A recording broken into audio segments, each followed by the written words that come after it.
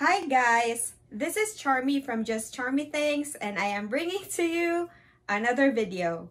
So the video that I'll be doing today is a wrap-up of the books that I've read in the first quarter of 2021.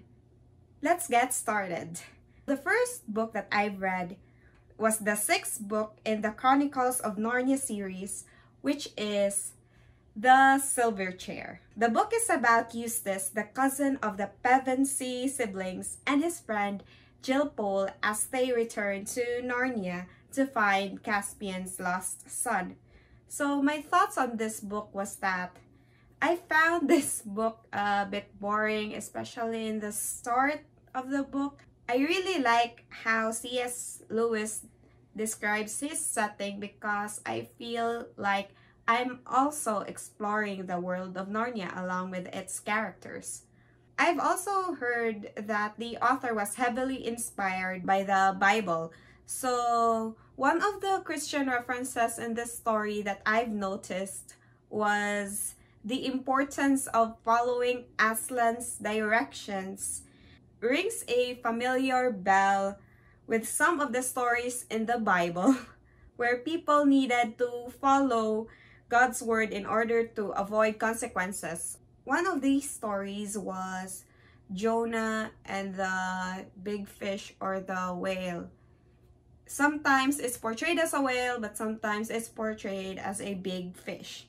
So the next book that I've read in the Chronicles of Narnia was the seventh book and also the final book in the series, which is the Chronicles of Narnia, The Last Battle by C.S. Lewis.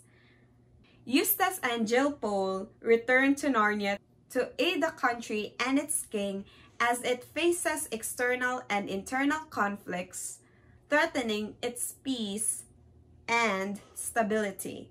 So this time it's different because most of the Narnians haven't seen Aslan in a while, and then suddenly he goes back, but he's not the Aslan that we know in the previous books. I've also heard from my friend about this book being a fan fiction of the Book of Revelations in the Bible, but I haven't read the Book of Revelations, even though if we have a Bible here at home. So I can't really say.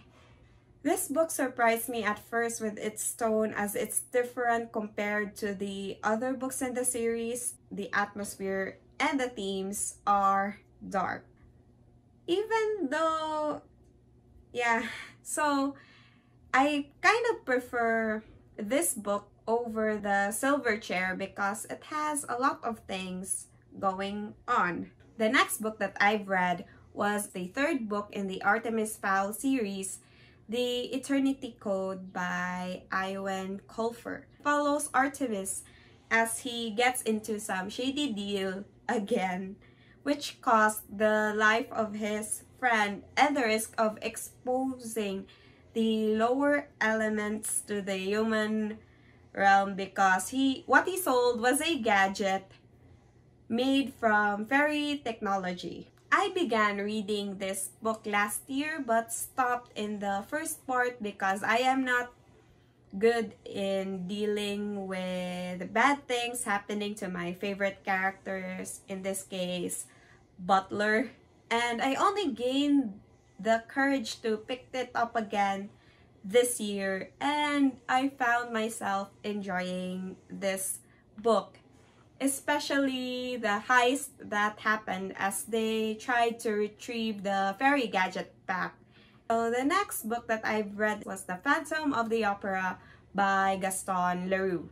I first heard of The Phantom of the Opera was when the musical was shown on the Shows Must Go On channel, and I ended up loving the musical that I repeated it thrice when it was shown on the channel for 2 days, and I wanted to learn more about the story. So I've heard that this was based on a book, so I decided to check the book out. At first, the book really shocked me because of its sudden change of change of genre which is unlike the musical because the musical was more of a romance mystery while the book was more of a horror mystery. When I first read the ebook version, I was struggling with keeping my attention to it due to Leroux's unorthodox writing style.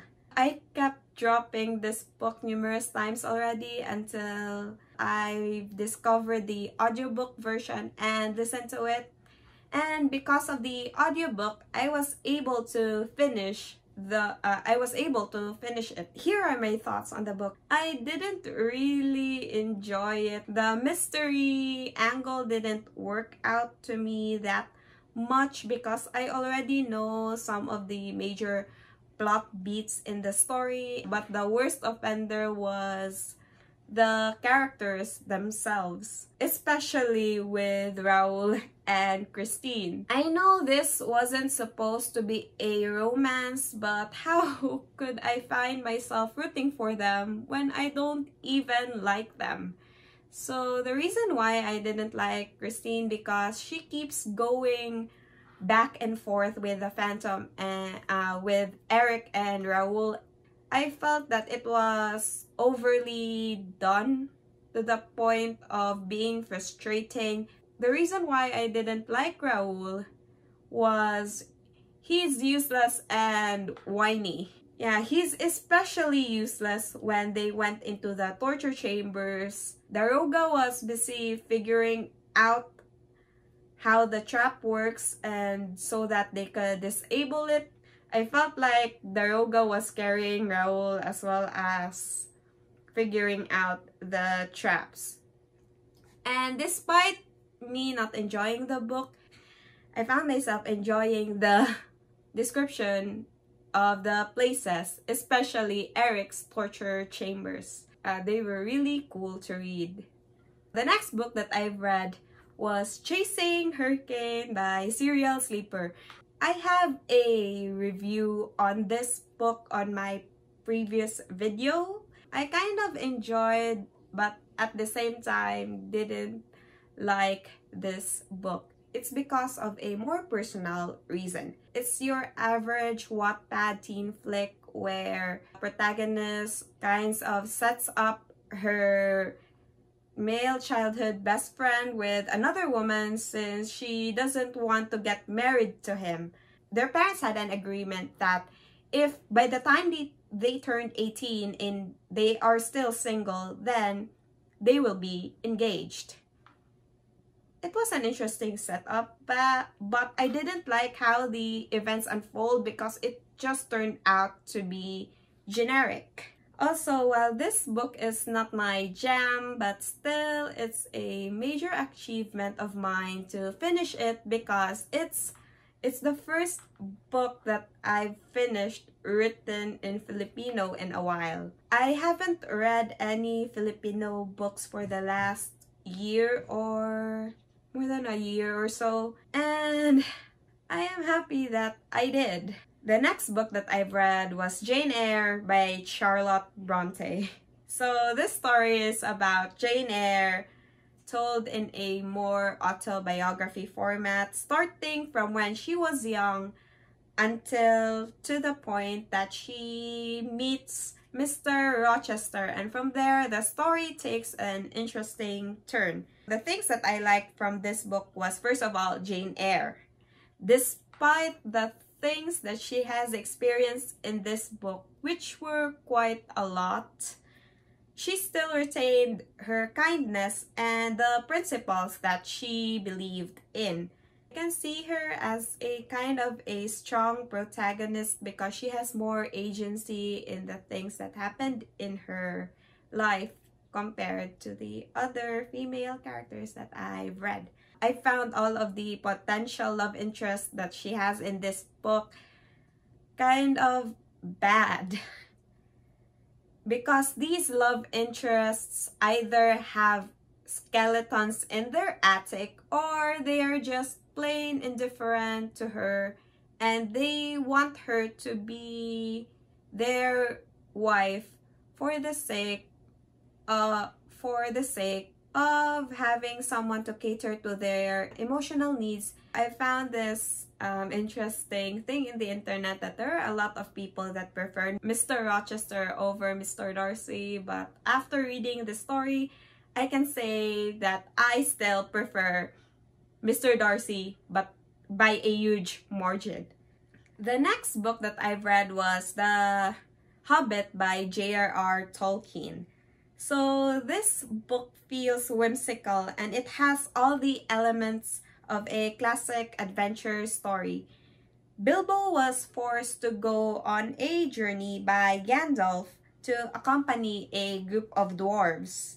The group of dwarves were on their way to slay Smaug and reclaim what he stole from the dwarves. I can see why this book is a beloved book by many.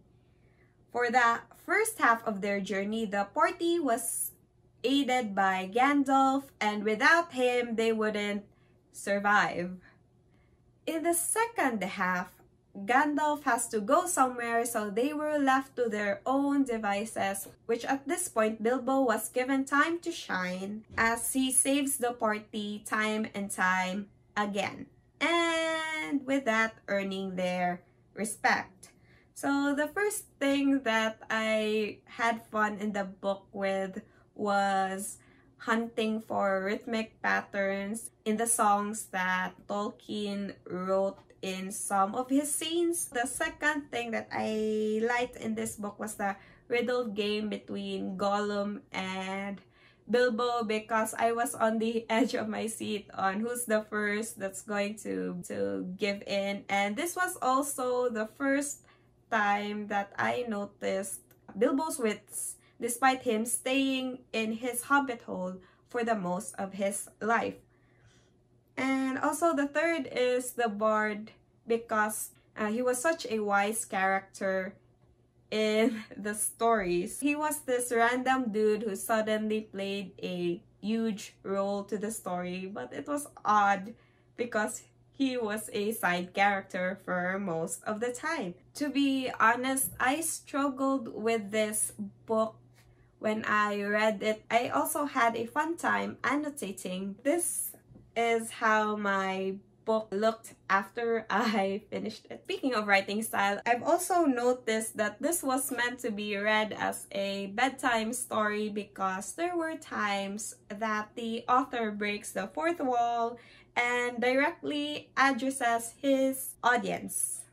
These are the books that I've read in the first quarter of 2021. I would like to hear your thoughts on these said books. Feel free to share them in the comment section down below. I hope you enjoyed my wrap up, and I hope to see you soon on the next video.